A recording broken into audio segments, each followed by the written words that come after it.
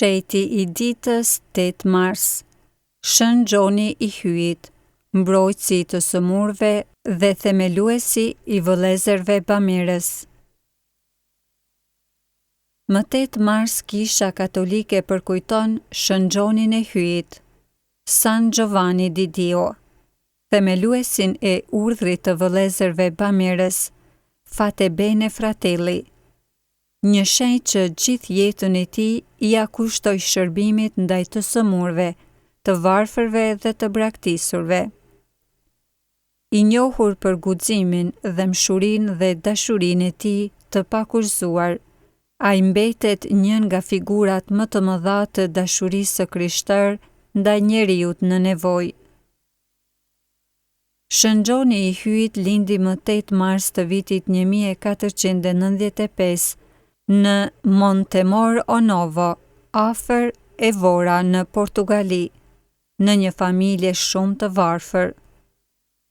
Emri I tij I pagëzimit ishte John Ciudala. Që fëmijë ai tregoi një natyrë të trazuar dhe të paqëndrueshme. Në moshën 9 vjeçare, I shtyr nga dëshira për aventura ose ndoshta nga varfëria, ai la shtëpinë dhe u arratis drejt Spanjës, duke filluar një udhëtim të gjatë dhe të vështirë. Fillimisht punoi si bari në qytetin Oropesa, ku kujdes për bagtitë e një familjeje të pasur. Por shpirti I tij I lirë dhe I pangopur për aventura e shtyu të futej në ushtri.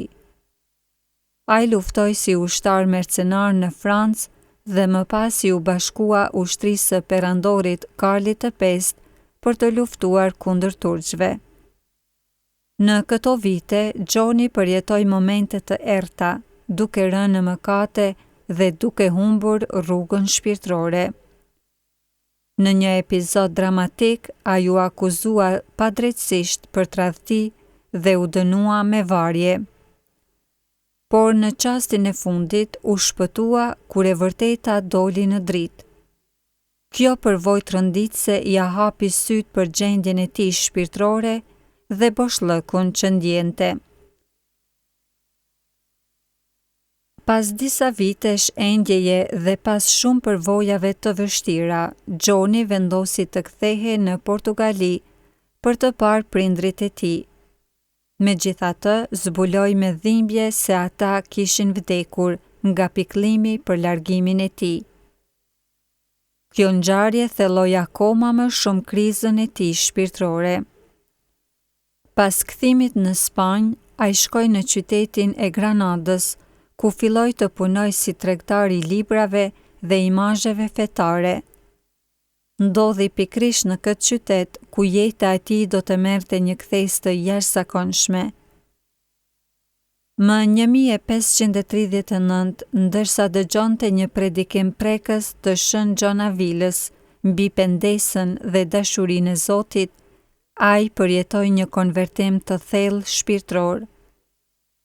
I tronditur nga fjalët e predikimit dhe ndjenja e fajit për jetën e tij të kaluar, Gjoni filloi të çante dhe të rrahte gjoksin me pendesë, duke dalë në rrugë dhe duke u shprehur me zë të lartë për mëkatet e tij.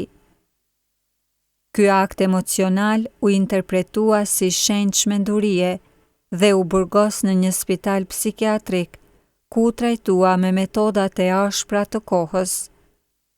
Gjatë kësaj kohe, Shën Gjon Avila e vizitoi dhe e këshilloi duke I dhënë kuraj dhe udhëzime shpirtërore. Ai I tha: Gjon, tani është koha për të drejtuar gjithë zjarrin tënd të dashurisë tek shërbimi I Zotit dhe të sëmurëve. Këto fjalë do t'i bëheshin udhërrëfyesi I ri I jetës së Gjonit. Pas lirimit nga spitali, Shën Gjoni vendosi t'ia kushtonte jetën e tij shërbimit ndaj të sëmurëve, të varfërve dhe të pastrehve. Ai filloi të kujdesej për të sëmurët në rrugët e Granadës, shpesh duke I marrë në shtëpinë e tij dhe duke I shëruar me dashuri dhe përkujdesje. Kur një zjarr I madh shpërtheu në një spital në Granada, duke vënë në rrezik jetën e qindra të sëmurëve. Gjoni u hodh në flak pa hezituar dhe shpëtoi shumë prej tyre, duke u bërë hero në sytë e qytetarëve. Ky akt trimërie dhe dashurie vuri në pa shpirtin e tij të jashtëzakonshëm dhe e forcoi reputacionin e tij si shenjti i të sëmurëve. Ai themeloi urdhrin e vëllezërve bamirës të ashtu quajtur Fate Bene Fratelli, një bashkësi rregulltare e përkushtuar për të kujdesur për të sëmurët me dashuri, dinjitet dhe profesionalizëm. Me fjalët e tij të famshme, Fate Bene Fratelli, do me thënë bëni mirë vëllezër, ai frymëzonte njerëzit për të ndihmuar ata që kishin më shumë nevojë. Urdhri i tij jo vetëm që krijoi spitale dhe shtëpi për të pastrehët, por gjithashtu vendosi standarde të reja në kujdesin shëndetësor të kohës, duke theksuar rëndësinë e higjienës, ushqimit të duhur dhe dashurisë së sinqertë ndaj pacientëve. Shën Gjoni i Hyjit vazhdoi punën e tij të palodhur deri në fundin e jetës. Në shkurt të vitit 1550, ndërsa po ndihmonte për të nxjerrë dru nga një lum i fryrë për të ngrohur spitalin e tij, ai u hodh në ujë për ta shpëtuar një fëmijë që kishte rënë. Ndërsa fëmia shpëtoi, Gjoni u sëmurën nga ekspozimi ndaj të ftohtit dhe ndroi jetë më 8 mars të vitit 1550 në ditëlindjen e tij të 55. Ai vdiqi ulur në gjunjë përpara një kryqi, në një akt përvojtrie dhe adhurimi ndaj Zotit. Shën Gjoni i Hyjit u kanonizua nga Papa Aleksandri VIII në vitin 1690 dhe u shpall mbrojtës i të sëmurëve, spitaleve dhe personelit shëndetësor nga Papa Leoni XIII në vitin 1886. Urdhri i vëllezërve bamirës që ai themeloi vazhdon të operoj edhe sot në mbar botën me spitale, klinika dhe shtëpi për të moshuarit dhe personat me aftësi të kufizuara. Ai është një nga pioneret e shërbimit humanitar, shëndetësor, duke vendosur standarde të reja për kujdesin ndaj pacientëve, duke u fokusuar jo vetëm në shërbimin fizik, por edhe atë shpirtëror. Figura e tij ka frymëzuar gjenerata të tëra mjekësh, infermierësh dhe vullnetarësh për të shërbyer të sëmurëve me dashuri dhe përvojtri. Mesazhi i Shën Gjonit të Hyjit për botën moderne. Në një botë ku shpesh neglizhohen të sëmurët, të varfrit dhe të braktisurit, Shën Gjoni i Hyjit na kujton detyrën tonë themelore të dashurisë ndaj të afërmit.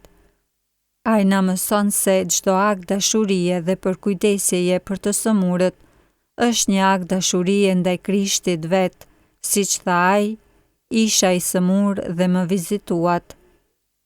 Shën Gjoni gjithashtu na kujton rëndësinë e pendesës dhe se kur nuk është vonë për të kthyer te Zoti.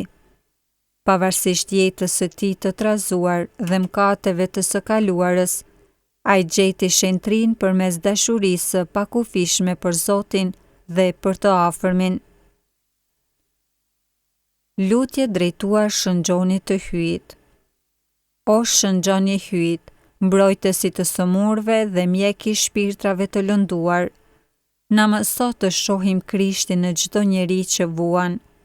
Na jep forcën për të shërbyer me përvojtri dhe dashuri, siç bëre ti, duke parë në çdo të sëmur fytyrën e Zotit ton.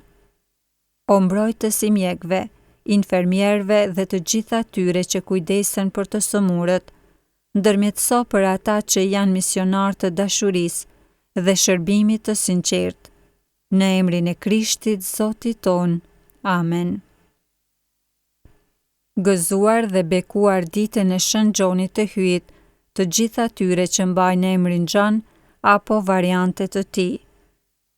Shëngjoni hyjt, qoftë udhërrëfyesi dhe mbrojtësi juaj në rrugën e dashurisë dhe shërbimit ndaj të tjerëve.